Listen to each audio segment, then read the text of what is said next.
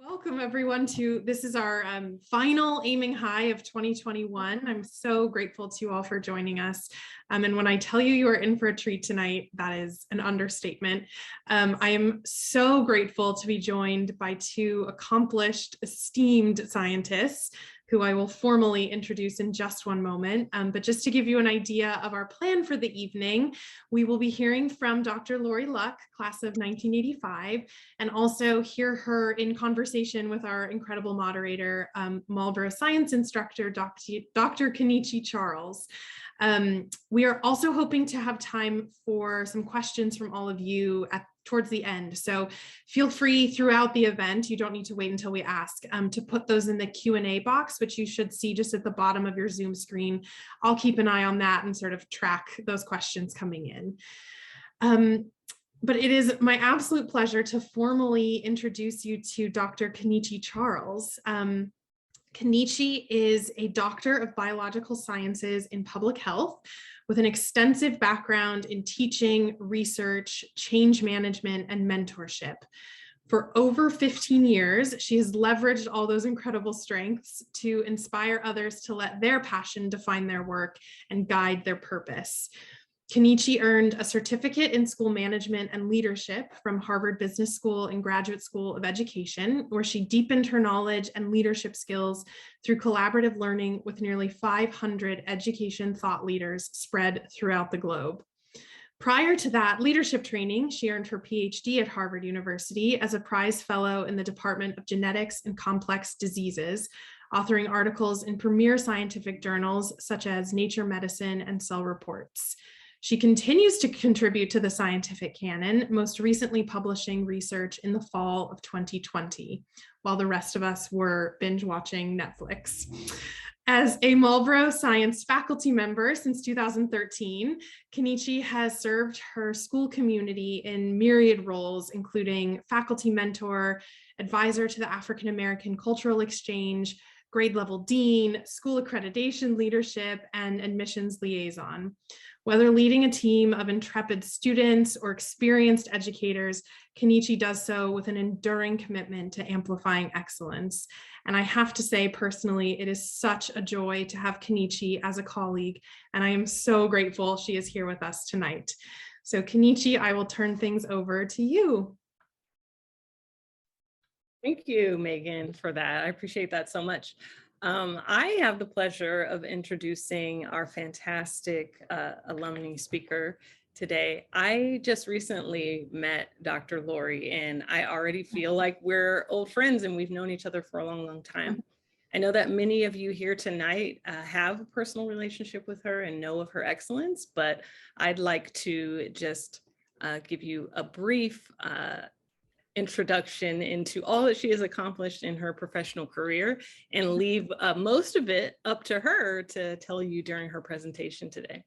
So Dr. Lori is a board certified pediatric hematologist, oncologist, and a graduate of the University of Virginia.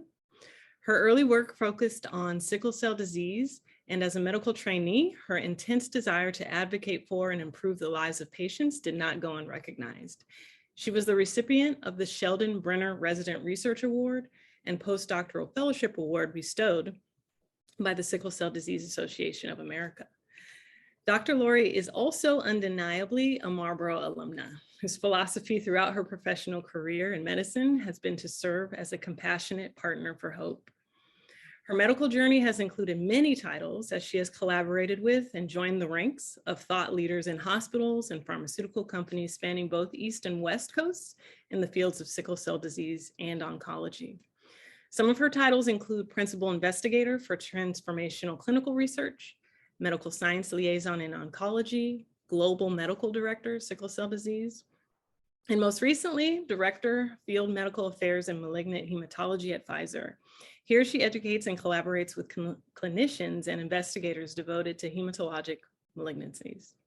Although Dr. Lori has come to realize the broad impact that can be achieved through her work in medical affairs, she misses the gratifying interactions with her beloved little patients. It is these cherished memories that continue to inspire and motivate her today. So with that introduction, Dr. Lori, you can begin. Well, oh my gosh. Thank you so very much, Kenichi and Megan. This is so much of an honor for me. Are you able to hear me? Okay, perfect. Just making sure.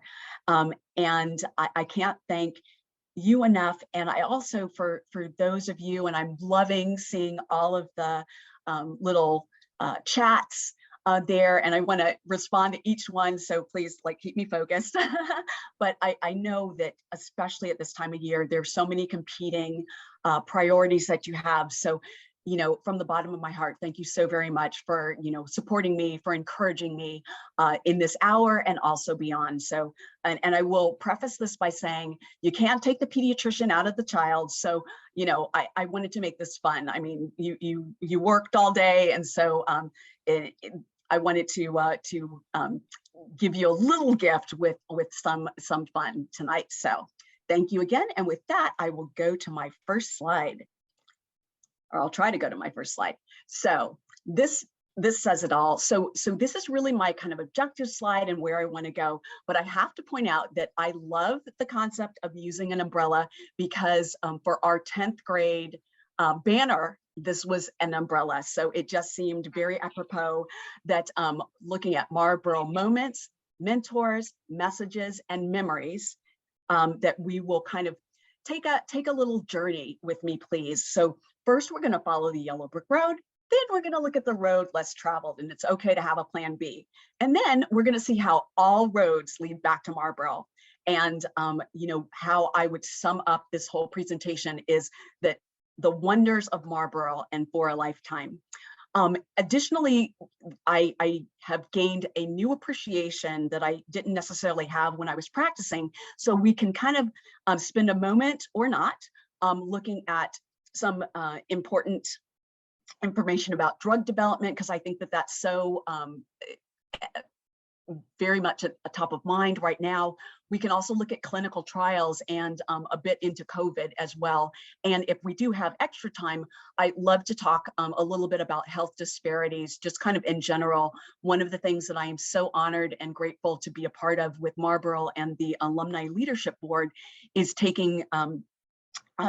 participating in the diversity, equity, and inclusion committee under the wonderful guidance of Holly Lake. And I'm really looking forward to kind of combining my own personal thoughts. This is also something that Pfizer is working with and really putting their money where their mouth is. And I know that many people are looking at DEI initiatives within their work and their neighborhoods. So, so thank you so much for indulging me on that. So here we go, follow the yellow brick road. So, and for all of my contemporaries, you will see that instead of the ruby red slippers that Dorothy had, so Dr. Lori has red saddle shoes. So I was laughing when I was putting that together. And the road is leading to Oz, and my kind of Oz under the rainbow was a career in medicine. And I knew at an early age that I wanted to go into pediatric hematology oncology and take care of children with cancer and blood-related diseases. So here we go. You see all the M's, and every time there's an M, that is where Marlboro has impacted in so many ways my journey. So I start here as a little 7th grader in 1979 and going to be a senior in 1985. And I don't know if you can see it, but this is my actual admissions letter from Mrs. Jennings. And my mother had put together such a lovely leather-bound book, and it has so many wonderful memories, and truly Marlboro is for all seasons. And so being a part of that community for that 6 years was really transformational, and literally dictated and shaped who I would become, where I would go, access for me, everything really centered and was based on the foundation that I got at Marlboro.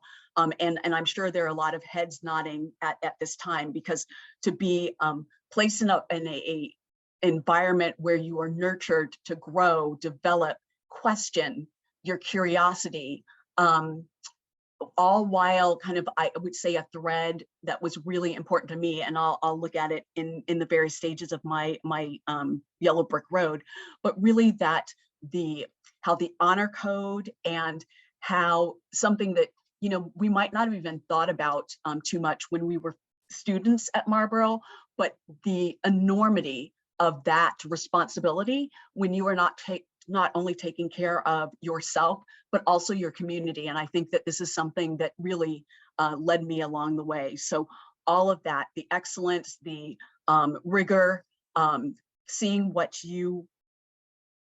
the goals that you are setting for yourself, and really mapping out your way to get to them. All of that. Thank you, Marlboro. I don't think that I could have been in any other place and ended up where I am now if Marlboro did not exist in my life. So just really quickly, and I'll try again to just point out where the Marlboro isms come through. So I was able to, and again, access and opportunity. I was able to matriculate at Princeton, which I absolutely loved for the 4 years. And I think one of the things that really made me know that Princeton was the school for me, in talking to, during my interviews and talking to the students, again, that essence of kind of the honor code, the honor, the tradition, I really saw that as a next step for me coming from Marlboro and continuing in collegiate activities. And so again, that Marlboro connection. And then when I look at people, so that, you know, moving across the country, I wasn't really sure how that I was going to be affected by that, but I took such comfort in knowing that Lynn Bartholomew Goltra and Molly Pels were also coming along with me. So I felt so comfortable that, you know, we didn't have to see each other every day or what have you, but the minute I would see them, you know, in the camp, across campus, what have you, in classes, you know, you had that sense of home. And so that's something else that Marlboro had really granted to me. I always knew I was going to go to medical school, but I also knew that I was kind of tired. I felt like I worked so hard at Marlboro, I worked so hard in college, and I wanted to take a little bit of a break. But I didn't want to be, you know, just sitting around on the couch watching television or pre-Netflix, whatever that would look like. And so I had an amazing, amazing opportunity. And thank you, Samantha Sewell, for asking about, you know, me to kind of share with you, convey to you what it was like to be an instructor. I had one section of Science 7 and 3 sections of biology, and even seeing the connections through the chat, it just gives me goose pimples. I had an opportunity where I had a year that I could devote to something that, you know, hopefully would give me a different skill set, and I could work on myself while helping others. And I think that, you know, has always been kind of my mantra. And so at the time, Bob Rischke was the head of the science department, and he gave me the opportunity not only to instruct the summer biology session, but also to continue and have that 1 year of really immersing myself in Marlboro as an instructor this time.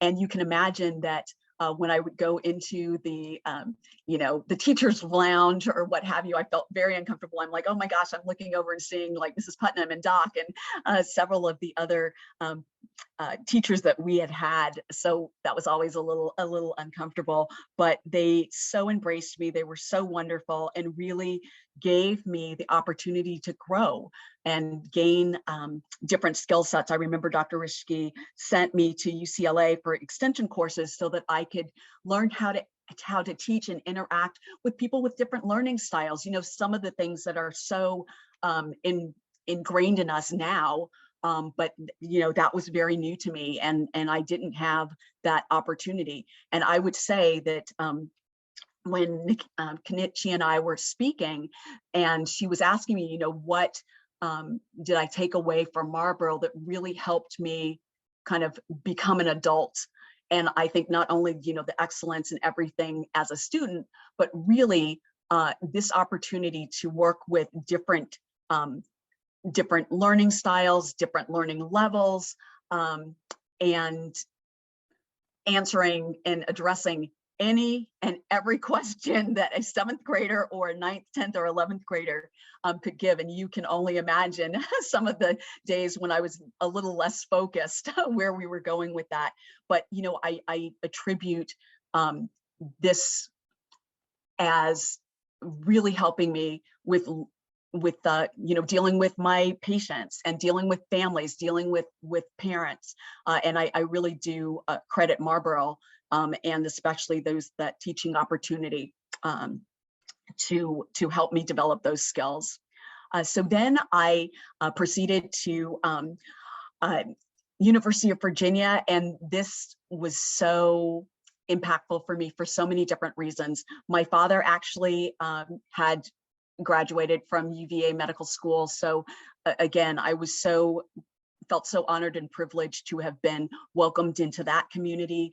It was probably one of the best 4-year periods of my life. And I know people are saying either your life is really pretty unexciting now, or you know, UVA was an extraordinary place, and it was definitely the latter. And again, just the rigor, the capabilities and the abilities that Marlboro had instilled. And also, I told you that the honor code had really followed me, or I was seeking it as I progressed through life. And this time with honor codes, we could actually take our exams anywhere. We could go to the library, we could go to the cafeteria, what have you. And again, that sense of self, that sense of honor that you carried not only within yourself, but also through your community. And again, it just looked like a natural progression for me.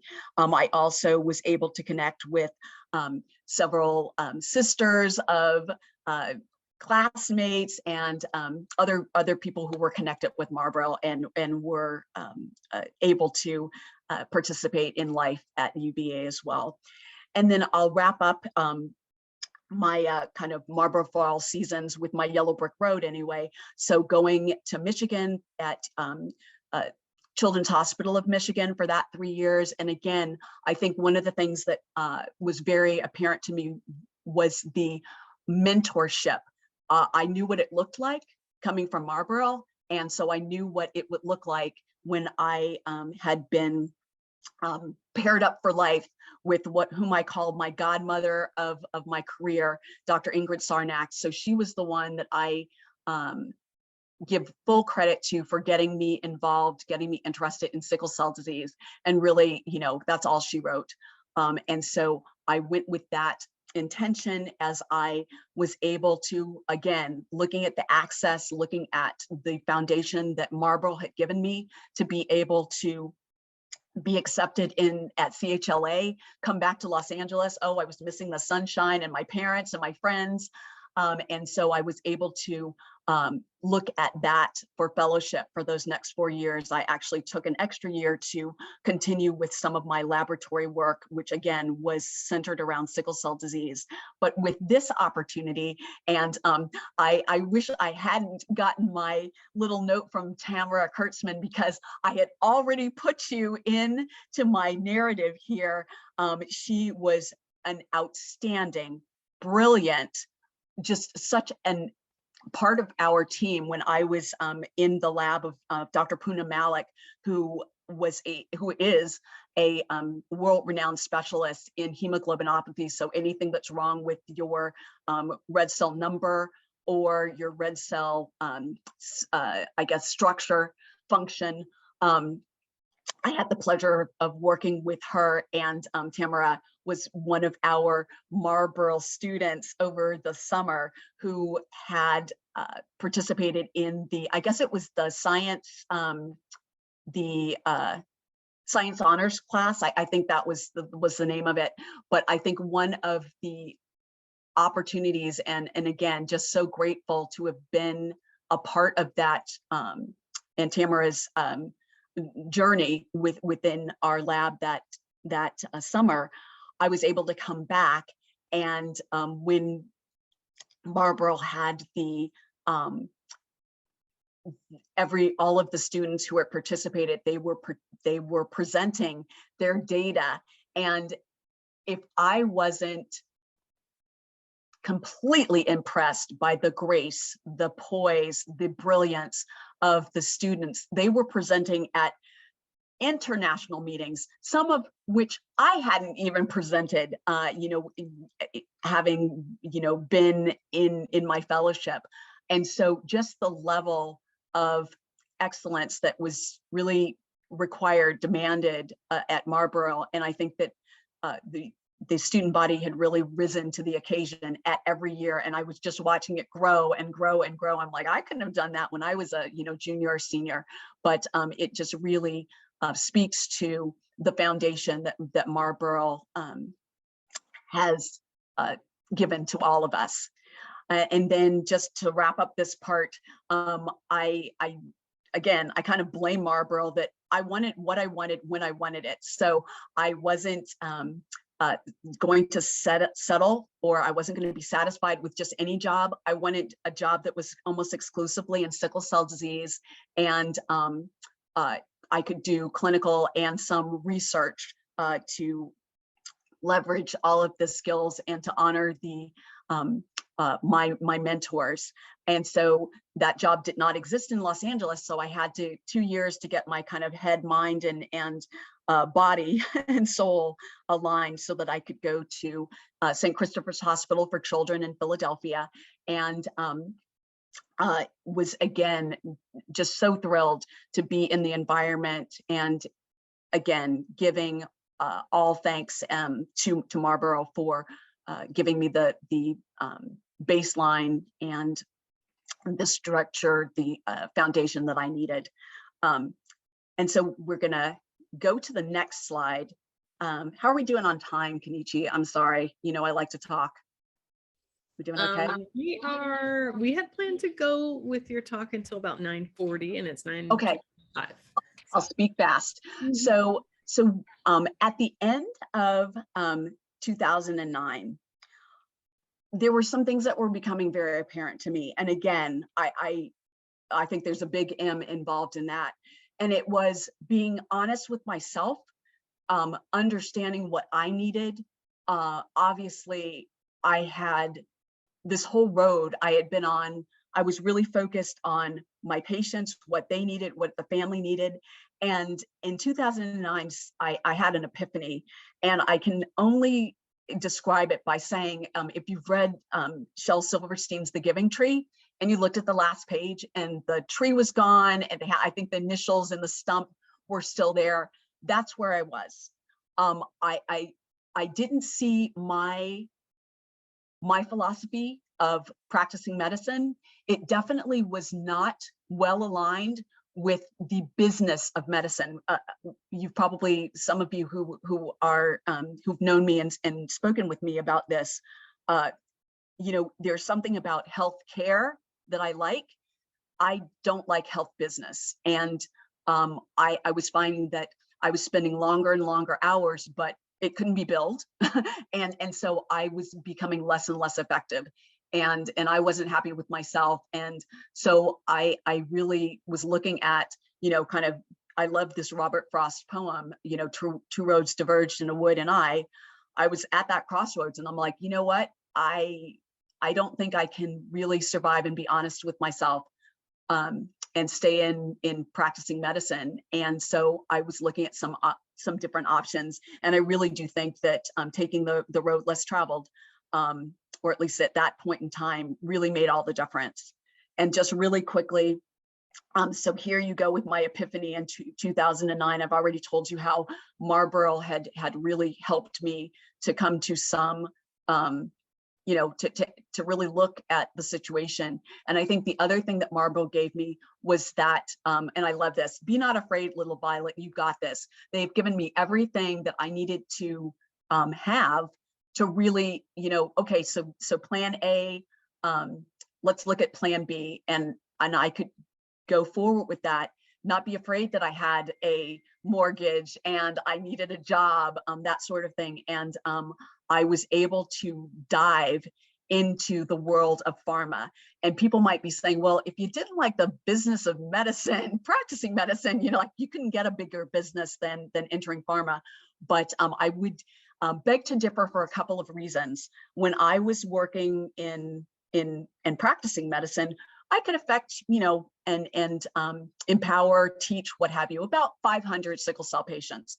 And going into pharma, it's thousands, tens of thousands of patients, and being able to direct care in a different way. So I had felt good about that, but I still wanted to, you know, look at the philosophy that I had for practicing medicine, and I carried that into, you know, my daily life with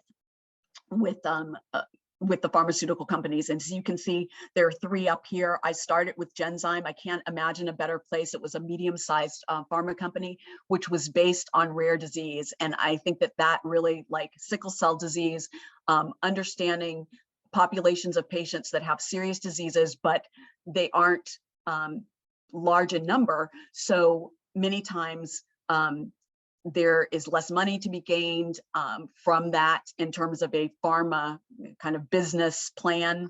And so Genzyme was all about the patient. And so again, I couldn't have landed at a better place.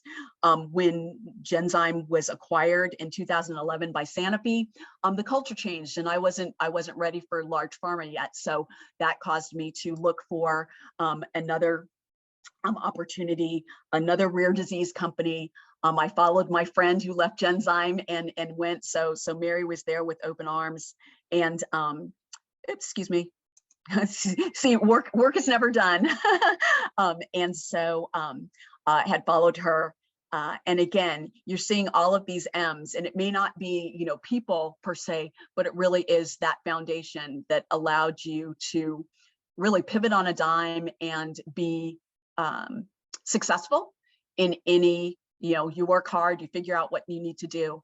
And that was thanks to Marlboro. And so now you're getting toward my present day. So even though I wasn't planning on leaving Sigma Tau, I had an opportunity to join the sickle cell rare disease team at Pfizer. And I just couldn't say no. This was my dream job. And I jumped at the chance, and luckily my colleagues who were at Sigma Tau just embraced me and really helped me make that transition, because I certainly didn't want to leave anyone in a lurch, so to speak. So being able to join Pfizer, I was ready for a large company, and I will say that getting back to my sickle cell roots, that I wanted to make sure that Pfizer was in this for the long haul, really looking at the patients, really looking at the care that's given to the patients. You know, it's one thing to have people join, you know, your clinical trials, and then if things don't go well, you're kind of out of there. That wasn't going to be good enough for me. And I certainly would not have taken the job if I felt that was true. I guess I was a bit clairvoyant, because it did happen that our drug that we were developing, even though I think it very much worked, we didn't meet our endpoints. And so there was no road for FDA approval. So we had kind of put sickle cell on the back burner. But I will say that, again, that drive that Marlboro had given me to really look out for my for you know, my patients, look out for the community, that even though we are further away from the developing drug process right now, we have done so much to empower, educate not only the patients, but also the physicians who are taking care of those patients. Because many times when the sickle cell patients are going in with their severe pain and sickle crises, they're going to the emergency room, and those physicians have not been specifically trained in hematology and caring for sickle cell patients. So I feel that even though that 2.5 years, we didn't get to kind of the goal that we were looking at, we certainly did build up the community, and that spoke volumes to me. And so with that opportunity led me to circle back to my oncology and looking at malignant hematology. And so that's my current position. So instead of working in the home office, I work from my home, and that allows for a much more flexible schedule, but still the rigor of being in that heavy science environment, which means the world to me, and having these very meaningful discussions and conversations with not only our internal group, but also externally, and educating the clinicians and researchers who are working with our drugs. So so I put there, I don't know what the future lies, but again, I think Marlboro has given me all the skill sets that I need, and I really appreciate the opportunities at Pfizer. There are so many different jobs that you can have within that one company. So again, be not afraid, little violets, you got this. All right. And so, I'll take a quick little break here and just see, Kenichi, do we want to just kind of go into the next looking at drug development, or a question or two here? I think we have a good question that I think is relevant to sort of the journey that you just shared. And I know that you and I talked a lot about relationships and experiences that sort of shape you. And you mentioned in the beginning, you were talking about how you were drawn to Princeton because of that honor code, that sense of community, Yep. that desire to trust and be trusted you found in that place. So we have a question in the chat from Alex Thompson that says, hi, Dr. Luck, with the exclamation point, the same enthusiasm that you that comes through when you type. It says, thank you so much for sharing your journey with us. As a fellow Princeton alum, you practically took the words out of my mouth in terms of being attracted to the tradition, honor, and sense of community that Marlboro instilled, and Princeton continued. How did these themes continue to impact you throughout your journey in medicine and research? I'm hoping to go to medical school, but also love research. How have you been able to balance your passion for providing clinical patient-centered care with your interest in innovating and cutting-edge treatments? And thank you so much for that question. Thank you for joining tonight.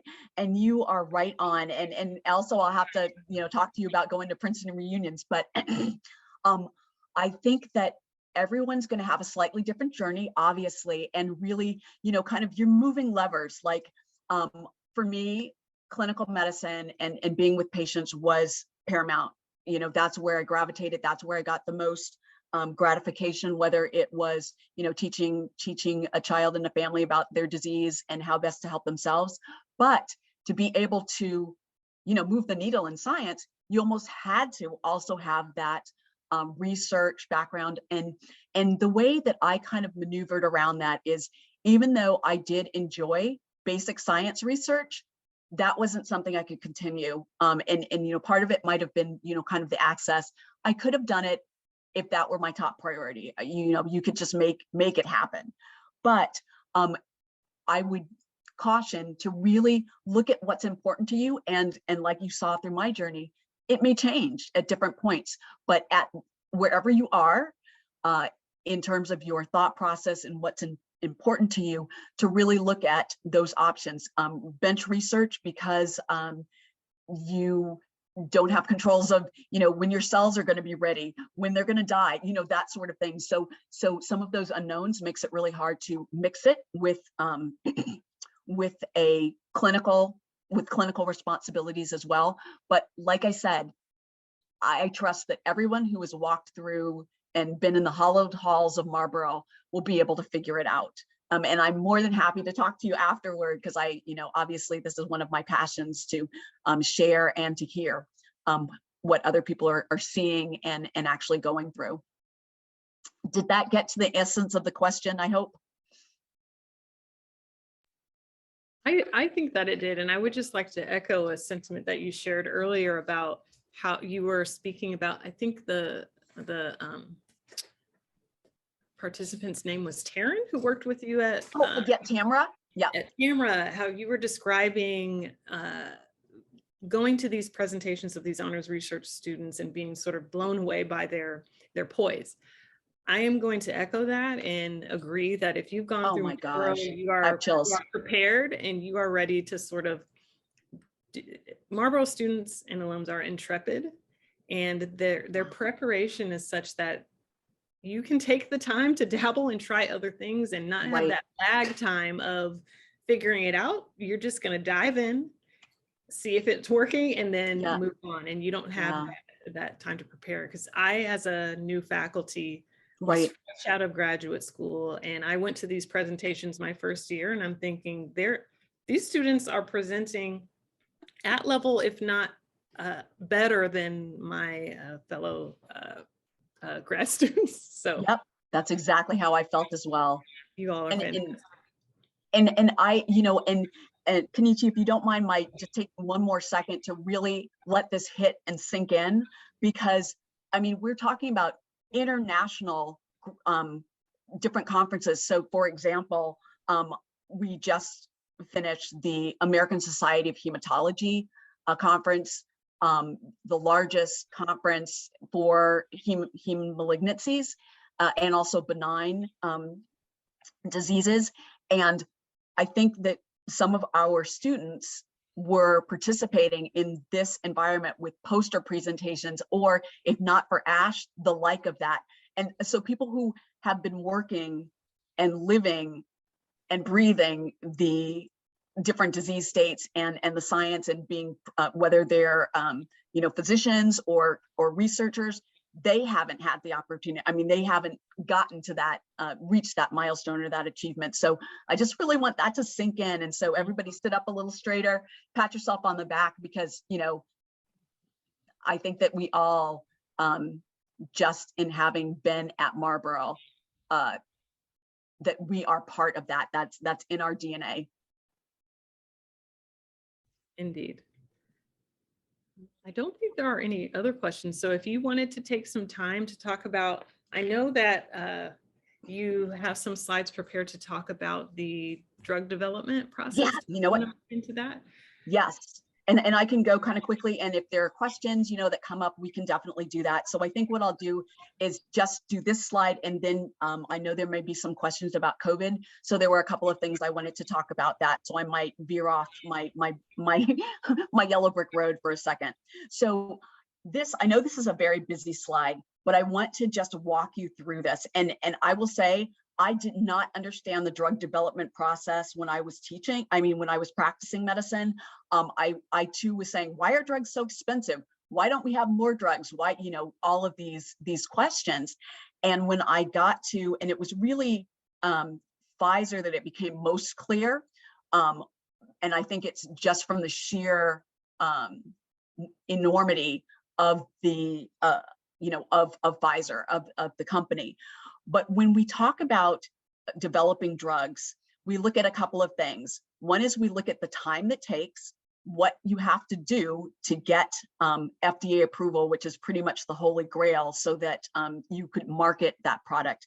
And then we kind of look at, in terms of, you know, how many molecules, how many drugs do you have to screen just to get one approved therapy? And then how much do you have to spend? And, you know, this blows me away. And we'll get into the $1 billion, and, you know, that's probably, you know, there's probably a range there as well. So it could be, depending on what you are developing, it could be more than that. But why don't we just start over here to the left and just look at years? So it takes about, you know, I'll say 14 to 16 years to go from a molecule that you're looking at to an FDA approval and post-marketing testing. So what that looks like is you have the years of discovery. So you're just kind of looking at the molecule. What does it do in a test tube? What does it do in a Petri dish? What does it do in animals? And so, you know, that's when you're looking at this discovery, and then preclinical testing. So all of this, you know, before we do anything in humans, we have about, you know, 5 or 6 years where we are just evaluating that molecule and understanding how it works in animals. And then when we feel comfortable with that, and it's especially going to be with safety, we look at the adverse events that occur, and looking at how similar that might be, when you're looking at small animal models, whether that's mice or looking at larger animals, larger monkeys, and that the like. So looking at the similarities there, and then we'll start with a phase 1 testing or trial. And this is, about 50 or so healthy volunteers, so they don't have any disease. And what we're looking at is to see what that safety looks at. We also want to see like what the dose is. So we would be escalating the dose to see, the effects there. And then once we have looked at that, so we get a lot of the data about the concentrations that you have, that you achieve in the blood or in the fluid surrounding the brain, these types of things. Once we have felt satisfied with the safety, then we start looking at having more patients receive that therapy. So once you've done the healthy volunteers, there's something called a phase 1B, and those are actually patients with that particular condition. So again, to look at safety and dose escalation. Then once we have gotten to the dose that we want to look at, we move to phase 2, and you could have anywhere from about 100 to 300 patients. And we're looking for not only, the safety and the side effect, again, that is going to be paramount, but we also want to start looking at efficacy. Is it doing what we hope it to do? So once that has, been complete, and we feel that we have enough encouragement from that data to move into phase 3 with even larger groups. And for phase 3, we usually are comparing the standard of care treatment to our new treatment. And if there is no standard of care, then the patients would receive, a placebo, so an inactive, whether it's a pill or an IV, and it looks exactly like the active drug that we are testing. So, these are the phases that must go through, and all of these are so heavily scrutinized by the FDA, by different safety monitoring boards, whether that's at the hospital where the data is being collected and the trials are occurring. And so I want everybody to feel very comfortable that at each step, there's so much oversight in terms of safety. And also, I will say that those patients who are participating in clinical trials, that they have more frequent visits with their physicians. So again, that constant monitoring back and forth. So if everything goes successfully, in about 12 years or so, we would submit our package of data from phase 1, 2, and 3, and hopefully get FDA approval. And sometimes the FDA will approve a drug, but might want some additional safety data or additional data collected. And so there may be a phase 4 or a post-marketing trial that would go on. But again, you're looking at this timeline of about 0 to 15 or so years. And then, as I was saying, if we look at that next little diagram, that in order to get one approved drug, you have to screen about 5,000 to 10,000 molecules or agents. So as you can see, then from that, you look at what's going to enter preclinical testing, so only 250. So you've very much reduced the number of agents that you're looking at. And then to go to the clinical phase of testing, only 5 of that original 5 to 10,000 enter clinical testing. And then, 1 is approved by the FDA. So again, you can see how timing in years and the amount that you need to screen, and each step being very costly. So that's how, that we have gotten to kind of the estimate more or less, for $1 billion. And so when we think about why drugs are so expensive, there you go. And so, of course, you're not going to want to just spend your time on one particular drug that's going to take you 16 years. So you have different assets in your portfolio. And so, so there is the time to make up your cost so that you can feed it into this $1 billion to find that next one approved. So it's like kind of paying it forward, if you will, and looking at it that way. And I just wanted to kind of give you a sense of how many people are involved in this. So you first have kind of business development and that discovery time.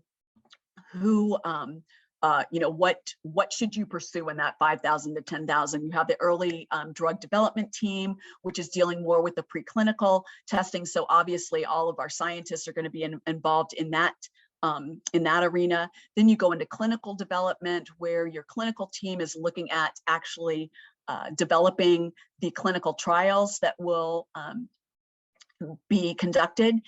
And then you have to look at the supply chain. They need to make the medication. They need to make it for the clinical trials. And then also, once the agent is FDA approved and marketed, again, you're going to have to look at the supply chain. And so here is where I sit in medical affairs, and some companies have global and US teams.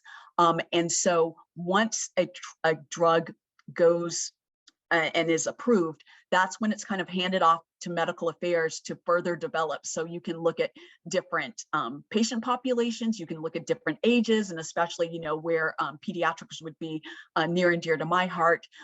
You can look at different doses, start looking at different formulations. And so in medical affairs, we kind of touch everybody. We kind of have to know what the business development people are thinking, the early development people, the scientists, the clinical development. So I have really just loved being a part of medical affairs for that reason.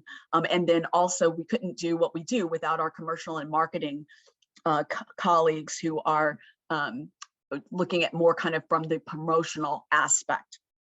So I did just want to take a second to, well, that was longer than a second, but I did want to go through that. And, again, if questions are generated, that's great. I'm going to just skip this because we talked about all of them. Yeah. And so questions, or we can go to COVID.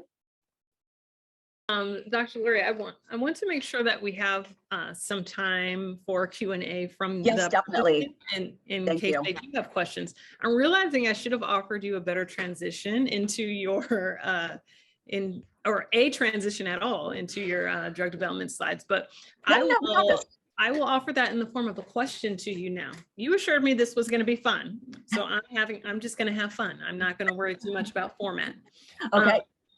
So when you showed that slide, what about drug development, what stuck out to me is, wow, there's a lot of time, a lot of money, and a lot of people involved in this. So to what extent do you think that this process or this information should be known by the general public? Is this something that you think would change public perception for the better or for the worse if we knew sort of how the sausage was made? Right. Oh, and anytime you hand me a Hamilton, like anything from Hamilton, how the sausage was made, I'm already interested. That is such an interesting question, and the reason I say that is this: if we were talking pre-COVID, I would look at the drug development process as being more important for kind of clinical trials, especially when we talk about healthcare disparities, making sure that all races and ethnicities are participating in the clinical trial process. Because when you're looking at, the phase 1, phase 2, phase 3, that if you're looking at a homogeneous population, you don't know what's going on in some of the other, races. So I think that understanding that on kind of a basic level is very important, because then people feel, and again, we go back to the honor code, they feel that kind of sense of responsibility almost, that I can advance science and it may help me.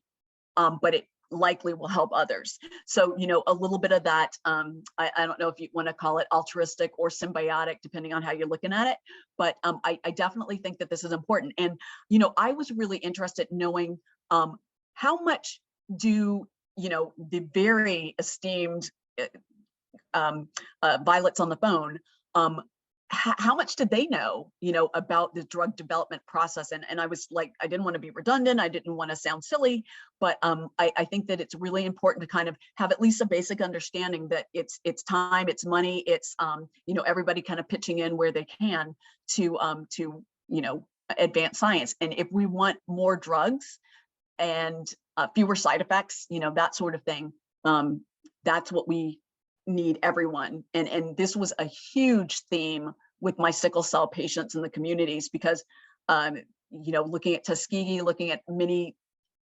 ways that the African-American population especially was done a huge disservice, and participating in clinical trials, they thought they were getting care and they weren't, so there's a lot of trust that we really have to bridge.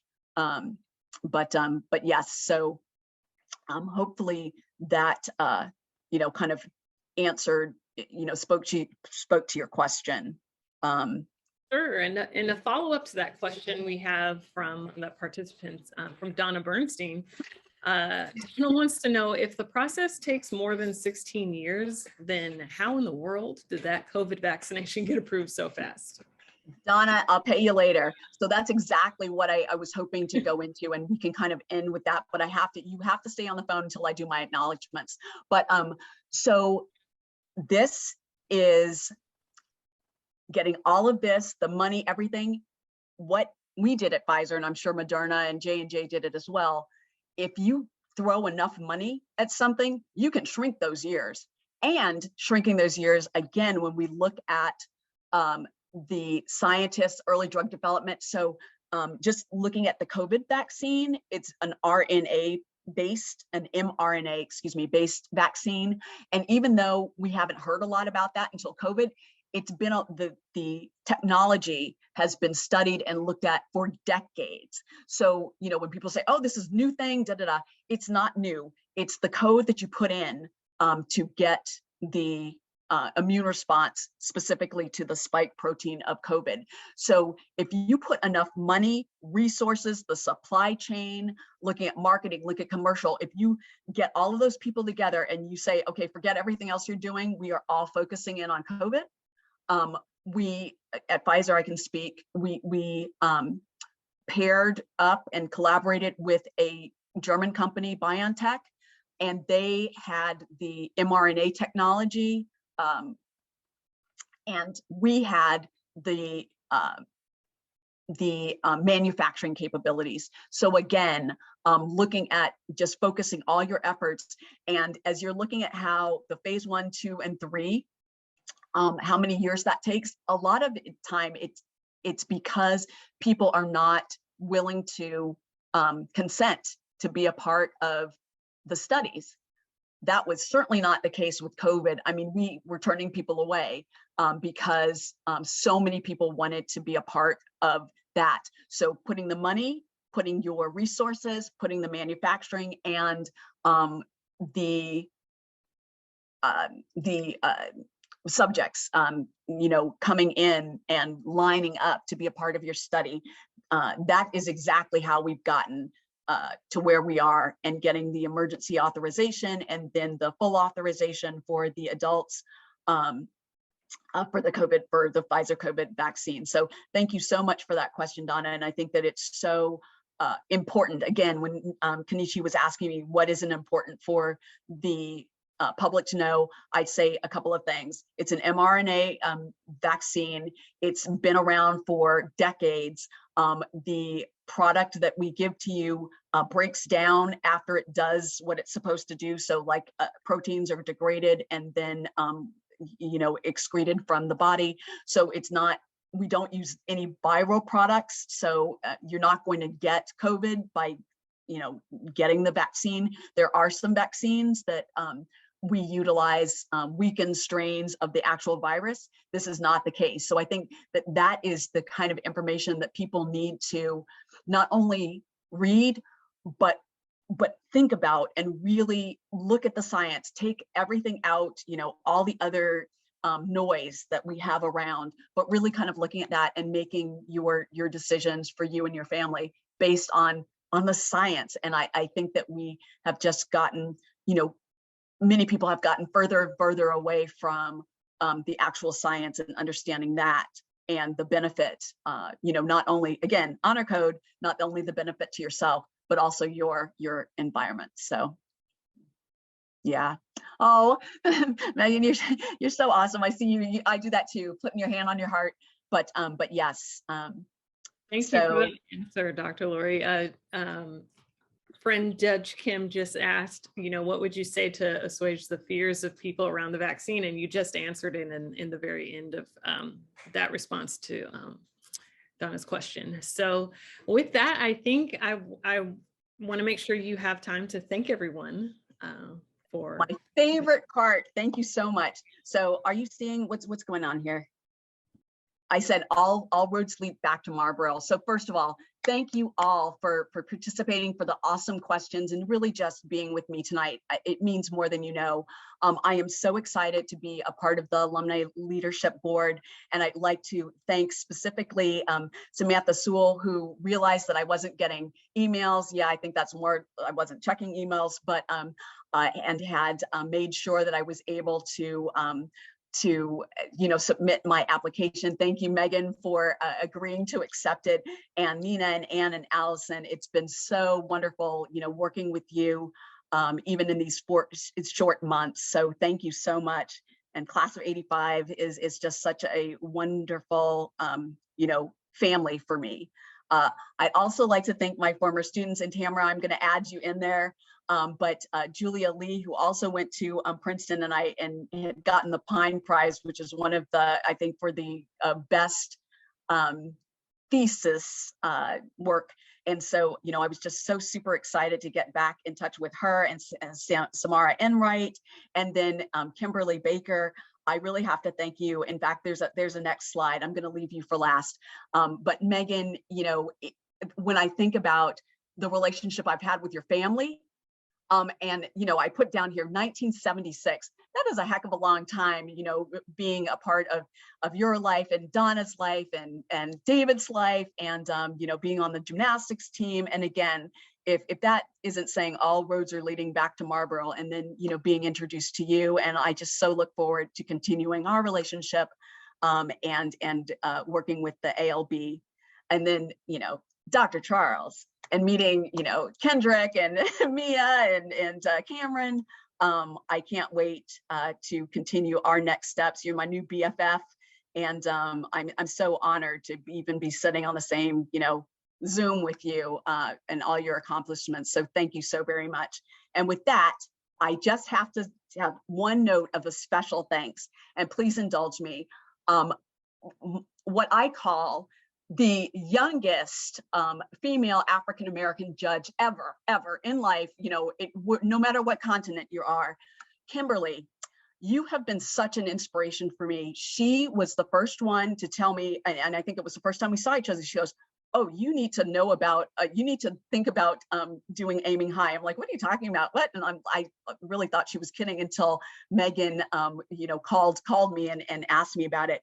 But you have been, and I'm looking at that relationship of kind of student to a teacher. Now the student has become a master. You are brilliant. I have gotten the Black Prep book, and you can always tell when I love things because I limit myself to one chapter a night so I can, continue to enjoy it and it doesn't end too soon. But I did want to make sure that every single person on the phone and your wider circles knew about this book. You will laugh, you'll cry, and it doesn't matter where you are in life. It doesn't matter male, female. It doesn't matter, what your ethnicity is. I think everybody can learn from this such elegant writing, and really making you think. And I look forward to, I think that there's a discussion section at the end, Kimberly. So I look forward to reading that. And I'm giving this gift to all my godchildren, my goddaughters especially. And so I wanted to end this night. Thank you for letting me have 3 extra minutes. But, you know, I really just wanted to give this special note of thanks and make sure that everybody was aware of the royalty in our midst. So thank you so much, everybody. You guys are phenomenal. Happy holidays, Happy New Year. Be safe, get vaccinated if you're not, but I guess most people are. But anyway, this has been my pleasure. Thank you. I so appreciate you.